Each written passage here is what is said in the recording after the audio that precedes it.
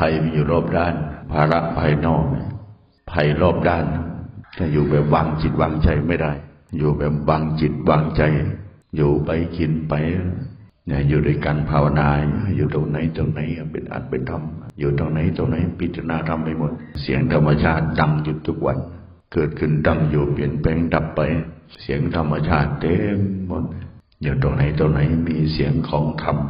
ผู้ที่มีสติตื่นรู้อยู่ย่อมได้ฟังธรรมของพระพุทธเจ้า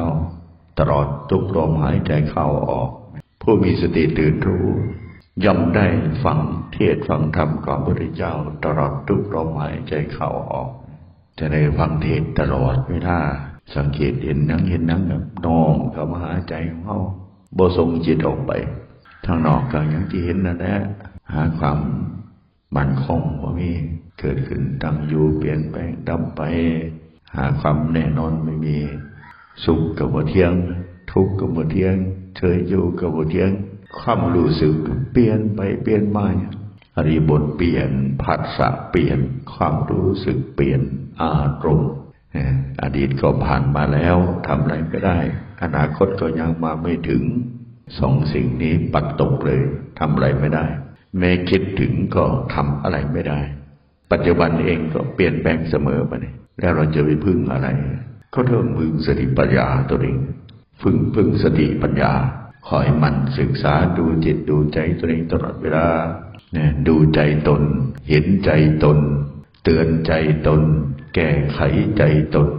แก้ไขจิตใจของเราให้ตรงต่อธรรมอุชุปฏิปโนให้ตรงต่อธรรมแก้ไขจิตใจของเราให้ตรงต่อธรรมเหมือนนายช่างสอนดัดลูกศรให้ตรงฉะนั้นนายช่างสอนดัดลูกศรให้ตรงใจของเราก็ดัดให้มันตรงต่อศีลต่อธรรมได้แล้วอยู่ในคันลองของธรรมแนวทางการดำเนินอยู่ตรงไหนอยู่ตรงไหนก็สบายหมดแต่มีความสงบท่ามกลางความวุ่นวายมีความสงบท่ามกลางความวุ่นวายมีความสบายท่ามกลางความทุกข์มีความสุขท่ามกลางความไม่สบายนี่อานิสงส์ของการดำเนินตามแนวทางของคำสอนพระพุทธเจ้านี่ศีลสมาธิปัญญาโลกจะวุ่นวายขนาดไหนแต่ใจของเราสงบมีความสบายท่ามกลางความทุกข์จะประสบปัญหาความทุกข์ยากอย่างไรก็ตามแต่จิตรู้สึกสบายมีความสุขท่ามกลางความไม่สบายขณะที่ร่างกายประกอบด้วยโรครุมเร้าคอยเขย่าจิตใจอยู่ตลอดเวลาแต่จิตกลับมีความสุขอานิสงส์ของธรรมเป็นอย่างนั้นอานิสงส์ของศีลสมาธิปัญญาทานศีลภาวนาจะพบกับอานิสงส์ทั้งสามประการที่โดดเด่นจะมีความสงบท่ามกลางความวุ่นวายจะมีความสบายท่ามกลางความทุกข์จะมีความสุขท่ามกลางความไม่สบายเนี่ยว่าเกาะป้องกันเรียกว่าเรามีวิหารธรรมเป็นเครื่องอยู่มีธรรมวิหารมีธรรมวิหารเป็นเครื่องอยู่ของจิตคือความสงบจิตบ้านที่แท้จริงคือความว่างจากตัวตนบุคคลนั่นแหละเรียกว่าถึงบ้านที่แท้จริงถ้าจะสมมติเราเป็นบ้านเป็นที่อยู่ของร่างกายบ้านเป็นเรือนของกาย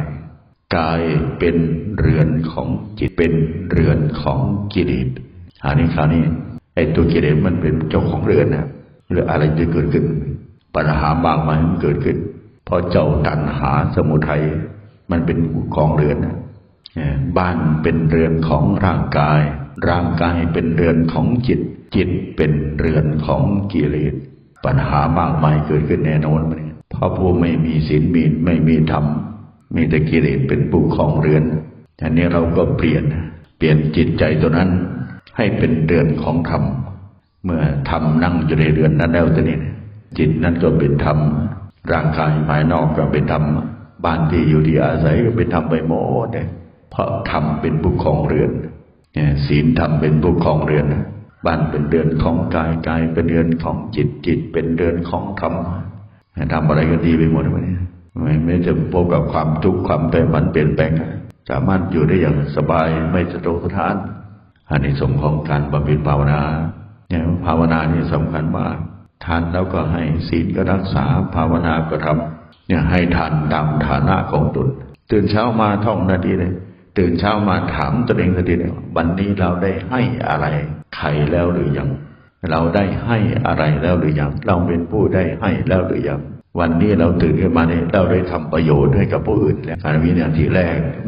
แรกของเราหรือการลืมตาตื่นขึ้นเราเป็นผู้ได้ให้แล้วหรือยังให้ทานก่อนกินมีศีลก่อนไปดูใจก่อนนอนมาให้ทานก่อนกินมีศีลก่อนไป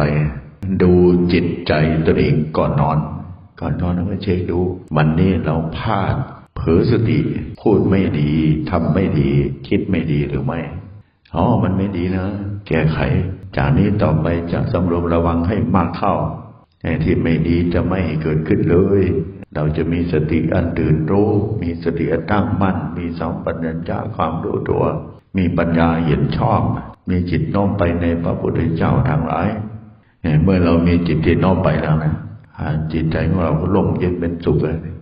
ไม่เป็นทุกข์ไม่เป็นเกิดความเร่าร้อนภายในจิตใจตัวเองนะอย่างนั้นนะว่าอานิสงส์ของธรรมนี้เป็นที่พึ่งของเราได้ทั้งในโลกนี้และโลกหน้า